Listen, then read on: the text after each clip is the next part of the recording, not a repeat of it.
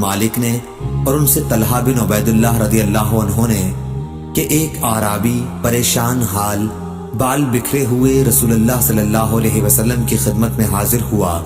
اس نے پوچھا، یا رسول اللہ صلی اللہ علیہ وسلم، بتائیے مجھ پر اللہ تعالیٰ نے کتنی نمازیں فرض کی ہیں؟ آپ صلی اللہ علیہ وسلم نے فرمایا کہ 5 نمازیں، یہ اور بات ہے کہ تم اپنی طرف سے نفل پڑھ لو۔ پھر اس نے کہا، بتائیے اللہ تعالیٰ نے مجھ پر روزے کتنے فرض کیے ہیں؟